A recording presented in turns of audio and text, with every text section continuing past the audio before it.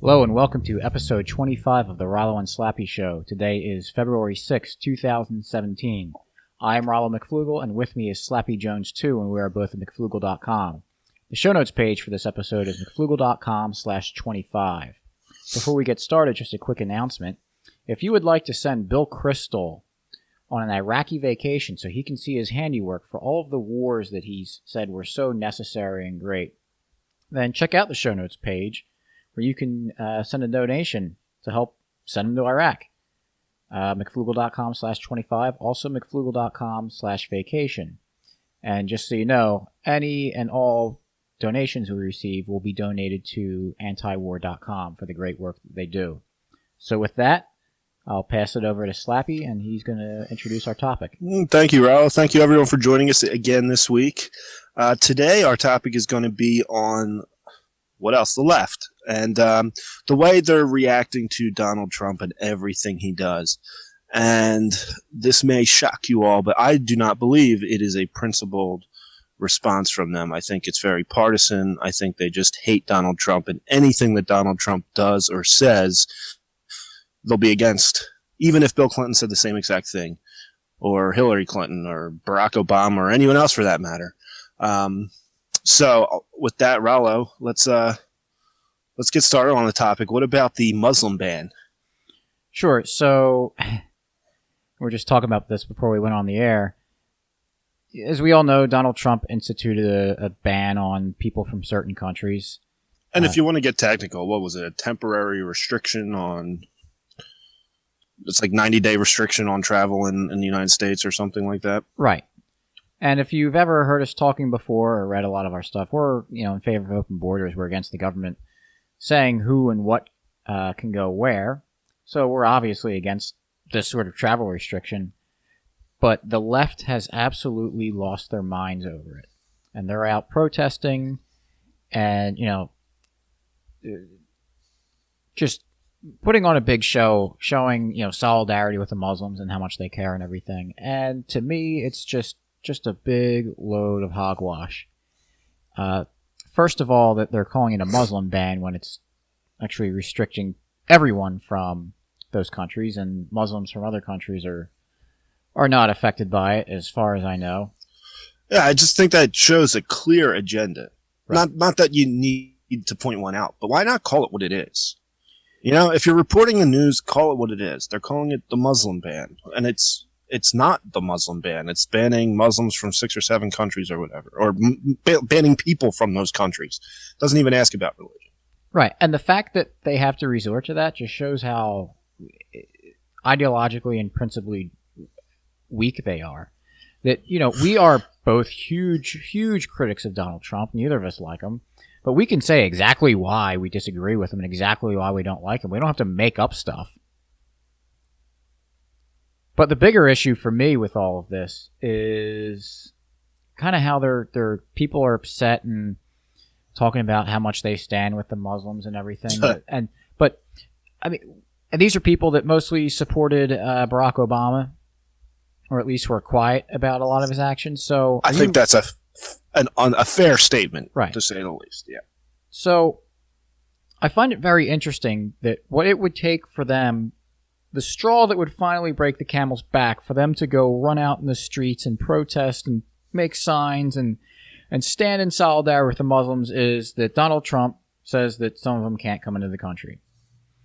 Not that the last 8 years of Barack Obama's presidency, literally every second of it, he was at war with Muslim countries, killing, slaughtering, and destroying the towns of Muslim people. I mean, how many hundreds of thousands of innocent civilians are dead because of Barack Obama and the rest of the government? And let's not forget that George W. Bush had a big hand to do with this, as he was the one that not started, because it was going on well before him. But same with Clinton and same with Bush Sr. and right. But they were the ones that really, or Bush was the one that really explicitly went to war, and Barack Obama just followed right in his footsteps and continued the war. And really, so you look back and you say, well, what was the difference between Obama's foreign policy and Bush's foreign policy? Nothing. And you look now and you ask, what's the difference between Donald Trump's foreign policy and Obama's foreign policy? Basically nothing so far. And then everyone was losing their minds over the 8-year-old girl that was killed in the airstrike in Yemen. But no one asked the question, wait, why are we bombing Yemen? Or no one said, what is Yemen? Right. And then say, well, when did we start bombing Yemen? Oh, under Barack Obama. So, we're fighting a war in Yemen? Exactly. So it's so obviously politically motivated, these people, that absolutely disgusts me, because we're both people that are actually anti-war, no matter who's dropping the bombs. So and it bothers me. It actually bothers me, that there are innocent people getting slaughtered around the world, especially since it's with my money that the government's taking from me to do it. So that's very frustrating to me. So the fact that, and I thought that I might, welcome these people. I made a video a little bit about it. I think we did an episode about, how to deal with the left now that Trump was going to be president, and whether we should, kind of welcome them with open arms and work with them on things we agree with. I don't want to have anything to do with these people, this new politically driven anti-war left. Now, there's some out there that were fairly consistent, or maybe just were quiet, but not many. Right. And I'll even, meet them halfway, well, way more than halfway, if they acknowledge that Obama did the same thing and, yeah, that was wrong. Okay. Then we can talk. But if you're going to sit there and just ignore the fact that Obama was an absolute butcher and a murderer and just a war criminal, also committed crimes against humanity, I mean, I don't even have words for it, with how disgusting of a human being you are, that you care more about just that you hate Donald Trump, and that you're still upset that your person didn't get elected president. So you're just going to use it as a tool to get what you want. It's the people, innocent people dying to these people is just a political tool, and that's unfathomably wrong to me. I mean, and there's a lot we can look at in the last week and just remember back to when Obama was elected and see how the sides have switched. But not to get off topic, I agree with you on everything you're saying. I think it's very convenient to be up in arms, protesting, angry that this guy is so mean to Muslims, while 26,000 bombs were dropped in the Middle East last year. That's what we know of. That's what we know of. Exactly. I saw an article the other day that the military doesn't even track a lot. They don't even have a good accurate count of how many airstrikes there were. But also, one airstrike could be 10 bombs, could be 100 bombs. Right. We know there was 26,000 strikes. Who knows how many? Who knows how many lives were lost? Nobody knows. They don't keep track. But it's incredible that it's not like we didn't know about this kind of stuff. There was with the 8-year-old girl that got killed, that was all over the news.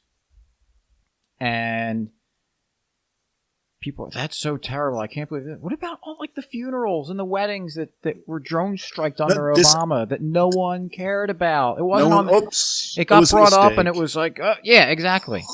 Mistakes happen. That's war. There was that American that got killed in the drone strike, and Obama and the politicians went up and they had the tears in their eyes. Like, this can't happen. This is a mistake, and blah blah blah. And everyone's it's just it's so fake. It's infuriating.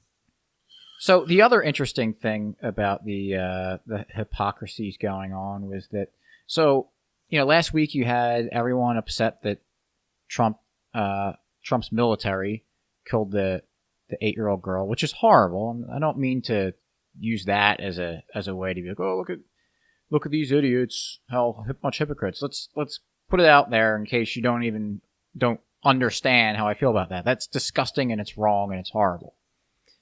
So there's that, and people were acting upset over it. And then the other day, Donald Trump was on being interviewed by Bill O'Reilly, and Bill O'Reilly asked something like, it's the whole Putin, Trump, Russia thing, and said, well, and I'm paraphrasing here for both of them.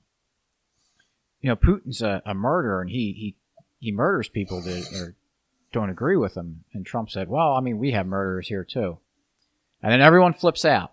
How dare you compare the United States to Russia? They are evil, and they kill people, and they go out and murder. Well, you were just complaining about Donald Trump murdering someone, and now he doesn't? I mean, what is it? What is it?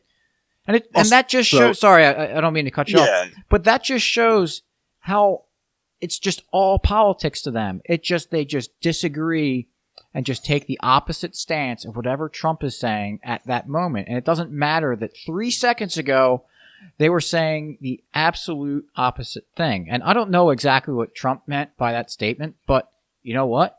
The United States government murders people all the time. The ones we were talking about just now in the wars in the Middle East and everything. And people were saying like, well, Putin, they've killed reporters and everything. Oh, you don't think the U.S. government has killed reporters and people disagree with them or throwing them in prison? What do you think? Why do you think Eric Snowden is not in the country right now? Why do you think Julian Assange is in the country now? They actually did a good thing and freed Chelsea Manning after incarcerating her. Her videos was an Apache helicopter killing a reporter. Right, exactly. And then we also have the murders of, the murder of Seth Rich that no one really questioned. There's Andrew Breitbart died very mysteriously. Who was the other guy? There was a reporter for Hastings. Yeah, Hastings was William Hastings. His car just, because cars explode. Happens all the time. And then Barrett Brown just got out of prison. Actually, he was a journalist who was saying things and covering stories that the government didn't like, so they threw him in prison for a while. So yeah, they are. The United States government is at the same moral level as the Russian government. But what do they know about the Russians? And I mean that seriously. To talk to anyone and ask for any specifics about Russia and see what they say. There's a lot of snow there. They know nothing. Nobody knows about Russia. Right. Well, there's borscht, I guess. They eat that, right? Yeah. And vodka. Yeah. Beets, right? Yeah. Pierogies. And KGB. Yeah, the KGB's there. That's right. But yeah, exactly. No one knows anything about Russia, just like they don't know anything about the United States government. Exactly. Like with this whole, and I hate to call it that, but the Muslim ban. Not that long ago, Obama banned Cuban refugees from coming into the country. And then people actually started having to acknowledge that, and you saw well, actually, it wasn't quite a ban. It was a little different. What he meant was he was doing it in a polite way and just asking them to stay out. Oh, that makes it better because, it's... And the thing about that is, and again, I completely disagree with this ban from people coming from these other countries.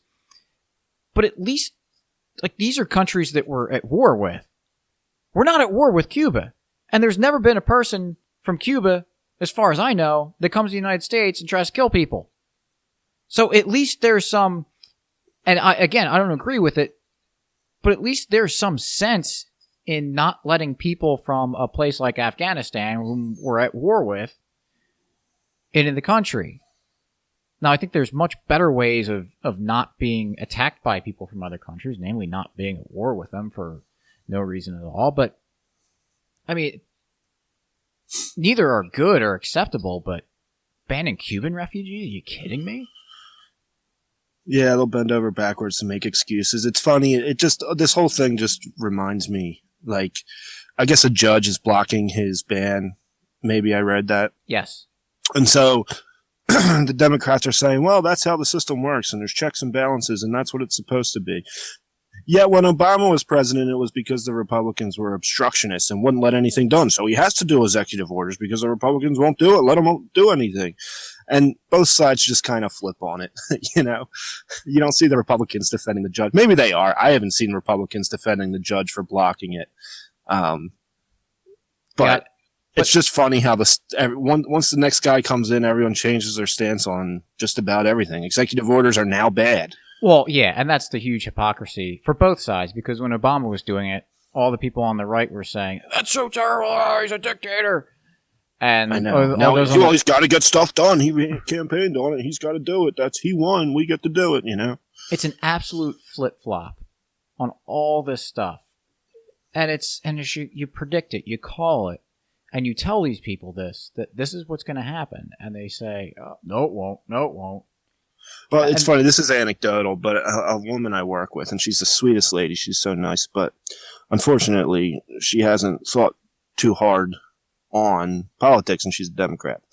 And, she comes to me, instead of just outright saying she hates Donald Trump and everything Donald Trump does, she says, it's just, why does he have to ignore the Constitution? Yeah. I'm not lying. That is funny, because now the Constitution is the big thing of the left. Yeah, it's the Word of God. The Constitution now, where was that? I told her, the Constitution, when was the last time that was followed? Right, and exactly. She said, "Oh well, Obama and da da da," and I don't think she really wanted to challenge me because she didn't go too much farther. Right, but just funny that for the last 8 years, all I heard from Republicans was the Constitution, and I think that generally Republicans do hold a special spot in their heart for the Constitution, or they say they do. But that's what I mean. They say that, I think they. They want to. They want to. That's what I mean. They kind of believe it. They like the idea of having this document that is going to keep us all free and protect you from the government. But for the last 8 years, they just kept talking about how Obama's violating it, and then Trump comes in and does his executive orders, and it's all good. And the flip side, that's how checks and balances work. That's how it works. The judge has to come in and stop these things, and that's great. That's good that he did that. Yet when Obama did it, it was the complete opposite story from these people. And so what I tell them is, hey, why don't you come to my side? Just be consistent. Right. It makes it a lot easier. I mean, you don't have to do pretzel logic to.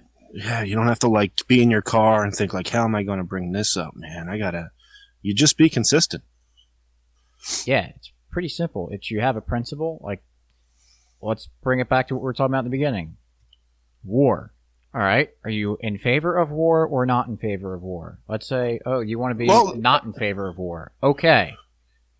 You can put caveats on that. Hey, what happens when everyone invades you? Well, then let's have a war, right? We'll defend ourselves. Sure. I mean, but who's defending their homeland is a question you should ask when thinking about our current wars. Right. And are you for aggression? Again, what if one innocent person dies? I mean, some people would be like, well, if we save the world for one innocent person, I guess that's a consequentialist view. Yeah, or utilitarian. Utilitarian, yeah. Kind of both, I guess. Yeah, it's utilitarian. You could take that view.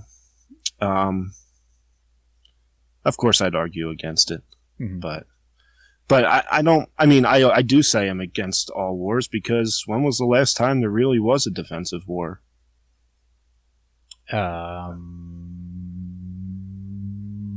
it was War of 1812. I don't know how that started. I don't really know much about that one. I don't know. But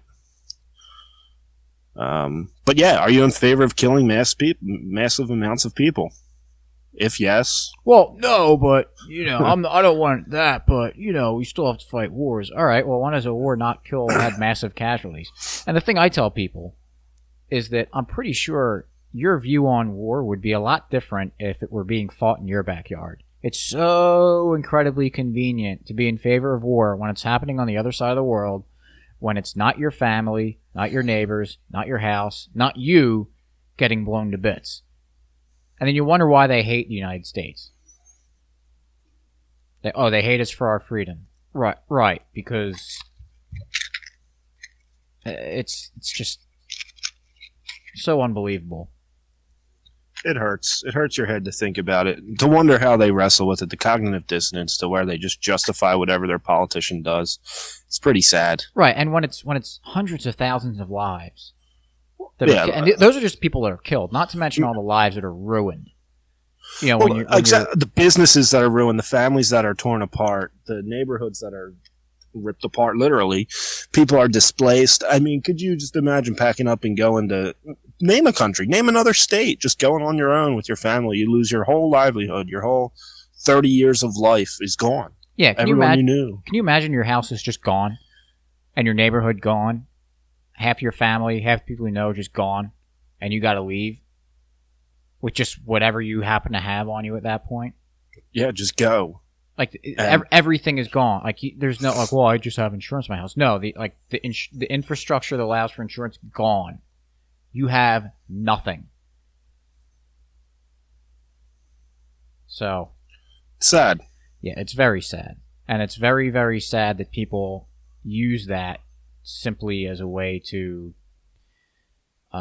gain ground in their political movement to get whatever thing they want out of it. I mean, I think it's crazy that if I say I'm against every war, that I'm looked at as the extreme one. And the person who is in favor of drone strikes or, limited airstrikes with no boots on the ground, that's policy decisions. That's a reasonable stance. But when you say, I don't want to kill anyone, or at least innocent people, that's the extreme one. That's where you're you get your people roll their eyes and like, he's one of those people, one of those anti-war people. Yeah, because it's so emotionally charged, and it's all about they just connect it. Well, what do you hate the soldiers? Yeah, right. Which we've talked about that here, of course. So I don't know. I think that about wraps up what I have to say on it. Yeah, the only thing is that I want to say is in conclusion is if you're listening to this and you are one of the people who was very upset with Obama for doing these executive orders and now you're defending Trump and you can't figure out why you're doing it, read anything, an article by Murray Rothbard, and comment on our video if you disagree with us. We'd be happy to talk to you politely. We like to debate. And, it's nice to be consistent. It makes you feel good. Yeah. And I think our enemies, in air quotes, would appreciate it too. Absolutely. So with that, do you have anything on the free market for this week? Sure. So this past Friday night, I bought a tractor. That probably sounds stupid or boring to most people, but it was very exciting for me. I could do all sorts of tractor-y things with it. It's an old International Cub Lowboy 154 from 1971, if anyone's into tractors. It's a great year. Yeah. It's a great vintage. But it was Craigslist, as we're all familiar with. And, I spent a decent amount of money on it, as people do with a lot of things on Craigslist. And so how did I know that I was, whenever people spend money and they do it outside of the government, or there's suggestions that it could be done in the market without so much government control, so how do you know you're not going to get cheated or robbed or whatever? Well, went out the Sunday before and looked at the tractor. It actually wasn't working at the time, but I brought some people and we got it started up and going. Felt comfortable with it. And the guy actually was nice enough to deliver it to my house. That is nice. Yeah. It saved me running a trailer and getting a truck. So, we're both happy with it. He has the money now. I've got the tractor. We both figured out ways that we were comfortable with not getting taken advantage of through the transaction. And life's good. So that's interesting. So I have some questions, I guess. Sure. I know nothing about tractors, except I do know that 1971 is considered the golden age of tractors. That's where they built the best ones. Oh, so you got a good one. No, I have no idea. Okay. Well, yeah. But anyway, you went online, you went on Craigslist, and you found the tractor. I don't know if you were looking for a 1970. I don't even know how long tractors last. Do they last 50 years? Oh, they last forever, basically. Okay, so whatever. You went on, you were looking for different tractors. You found this one. If it's me, and I'm buying a tractor, and I see 1971, I go, well, if I bought a year 2000 car, I'd be like, oh, that's 17 years old. That's kind of old. I don't know if I want that. I have to look at it. So 1971 is much older than that. Mm-hmm. You probably had some concerns. Sure. You wanted to make sure everything worked. Wanted to make sure this guy wasn't going to take your money and run. Because what's your legal recourse? I'm sure there is. He did sell you something. Did you have documentation written up? Did you? No. Paid in cash. Paid cash. So he could have robbed you. Yes. Basically. Yep. So what did you do to prevent that? Because, on the surface, that sounds pretty scary. You're going to buy a tractor from 1971. This guy's not a certified dealer. He's not a licensed dealer or whatever. Does he have a reputation? Has he sold tractors before?